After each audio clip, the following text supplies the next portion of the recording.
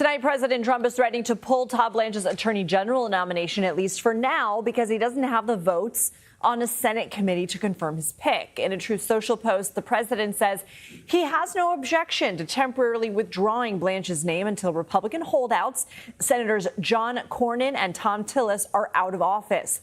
He would then resubmit Blanche's nomination. The Senate Judiciary Committee delayed this morning's vote, which would have advanced Blanche's nomination to the full Senate floor. This afternoon, he met personally with the two Republicans who are currently withholding their support. Cornyn and Tillis say they'll vote no on the nomination until they get written assurances from the administration that the controversial $1.8 billion anti-weaponization fund is dead.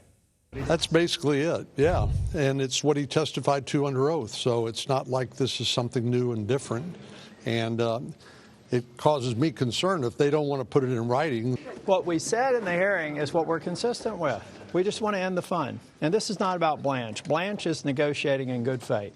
We have somebody else in the way, and I don't believe it's the president, and hopefully we can resolve it. Let's bring in CBS News congressional reporter Taurean Small. What is going on?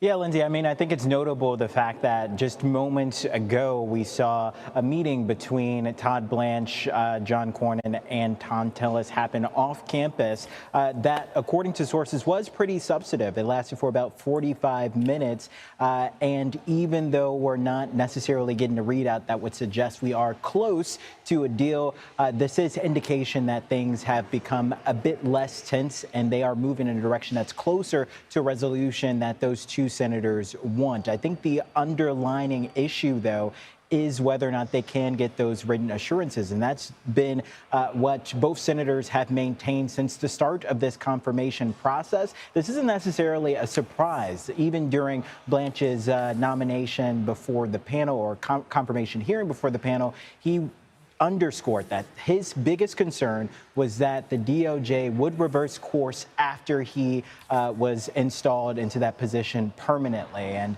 now we're just waiting to see if next week will yield better results. But as of now, there are at least talks going on, just not yet a deal on the table. What's the big deal with putting it in writing if the DOJ has already said that the fund is dead? And how are lawmakers reacting?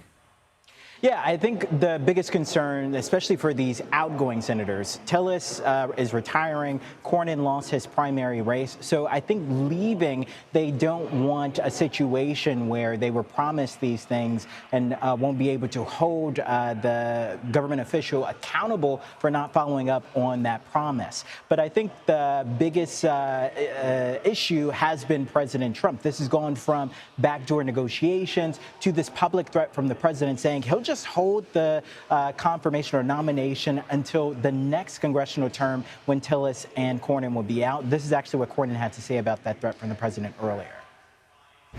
I don't know if it's just a negotiating technique on his part, but it doesn't really solve any problems because there's no guarantee he's going to have enough Republican votes in January to confirm him if he withdraws the nomination now.